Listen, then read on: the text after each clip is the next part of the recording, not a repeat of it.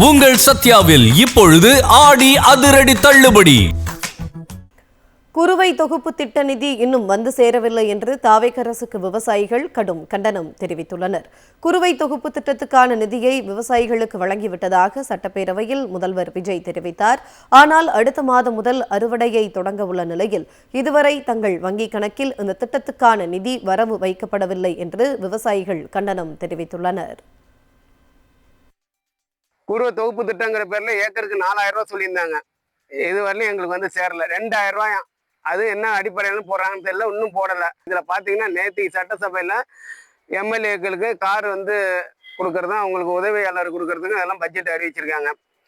ஒவ்வொரு எம்எல்ஏக்கும் 25 லட்சத்தில் காரு, ஒரு உதவியாளர் அவருக்கு 25,000 சம்பளம். இதெல்லாம் மொத்தத்தில் பார்க்கும்போது 585 கோடி குறையாம வருது. 234 எம்எல்ஏக்களுக்கும் செய்யட்டும். அதுக்கெல்லாம் வந்து கஜானா காலி இல்லாமல் பணம் இருக்கு, கடன் வாங்கி செஞ்சிடறாங்க. அப்போ விவசாயிக்கு வந்து கொடுக்கறதுக்கு மட்டும் ஏன் இவ்வளோ கவனமாக பார்க்குறாங்க? குறுவை தொகுப்பு திட்ட நிதி இன்னும் வந்து சேரவில்லை என்று தாவேக அரசுக்கு விவசாயிகள் கடும் கண்டனம் தெரிவித்துள்ளனர். குறுவை தொகுப்பு திட்டத்துக்கான நிதியை விவசாயிகளுக்கு வழங்கிவிட்டதாக சட்டப்பேரவையில் முதல்வர் விஜய் தெரிவித்தார். ஆனால் அடுத்த மாதம் முதல் அறுவடையை தொடங்க உள்ள நிலையில் இதுவரை தங்கள் வங்கிக் கணக்கில் இந்த திட்டத்துக்கான நிதி வரவு வைக்கப்படவில்லை என்று விவசாயிகள் கண்டனம் தெரிவித்துள்ளனர். குறுவை தொகுப்பு திட்டங்கிற பேர்ல ஏக்கருக்கு 4000 ரூபாய் சொல்லியிருந்தாங்க. இதுவரையிலும் எங்களுக்கு வந்து சேரல. 2000 ரூபாயா.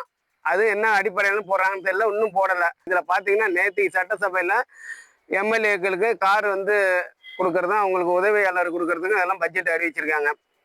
ஒவ்வொரு எம்எல்ஏக்கும் 25 லட்சத்தில் காரு, ஒரு உதவியாளர் அவருக்கு 25,000 சம்பளம். இதெல்லாம் மொத்தத்தில் பார்க்கும்போது 585 கோடி குறையாம வருது.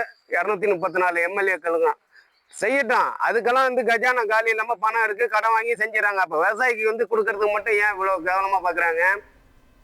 உங்கள் சத்யாவில் இப்பொழுது ஆடி அதிரடி தள்ளுபடி.